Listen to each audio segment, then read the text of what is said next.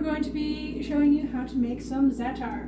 We're running a little bit low ourselves, so it takes just 5 simple ingredients. And if you ever make hummus at home or anything like that, you probably already have these ingredients.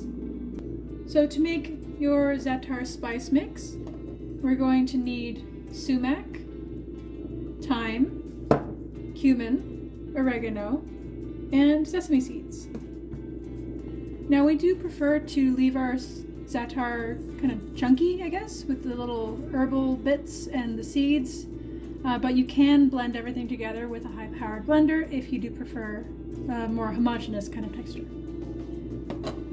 A little tip for sumac: if you're having a hard time finding it, go check out your international aisle at the grocer, and if you can't find it there, then the Middle Eastern market will more than likely have it, not only a little bit, but in bulk.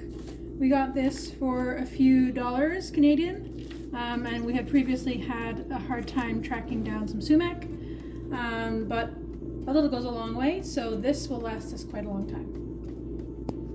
One note when it comes to spice making or seasoning making, it's always a good idea to buy it in bulk. The only thing in this pile that we didn't buy in bulk is the sesame seeds, but we go to a bulk market and get all of our spare seasonings, because instead of going to a store and buying za'atar pre-made for say $5, you can buy bulk for $10 and make as much za'atar as you want. Yeah, and a lot of these spices are multi-purpose, as you know already. These are extremely common in most cuisines. Sesame seeds you can use in all kinds of stir-fries, Asian dishes.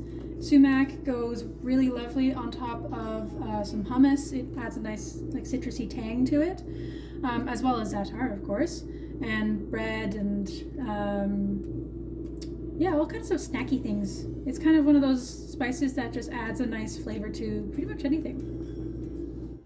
And for the purposes of filming, to show you what you need, we've just got a clean, dry jar here, and we're going to start measuring out our spices. So we're going to start with 1 tablespoon of sesame seeds,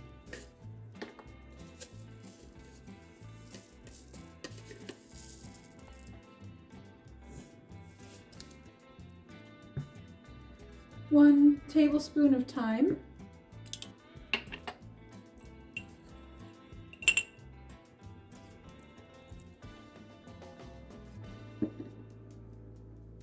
1 tablespoon of sumac,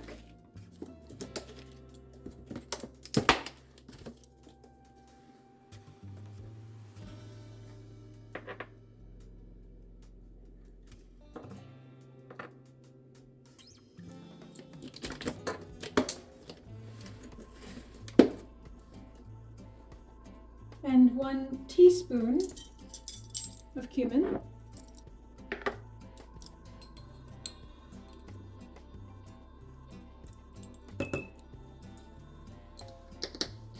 as well as 1 teaspoon of oregano.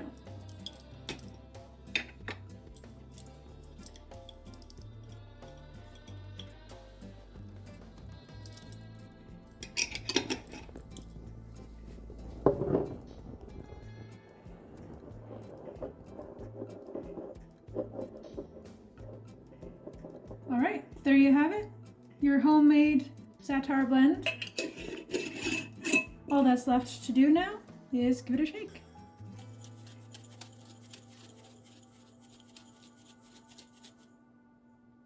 Now, as I said earlier, we do prefer to leave it so you can see all the herbs and the full sesame seeds. But if you prefer a thinner, more powdery texture, you can absolutely blend this in a high efficiency blender, and then sprinkle it on your breads and your hummus and all that tasty stuff. Cheers to good food In good company.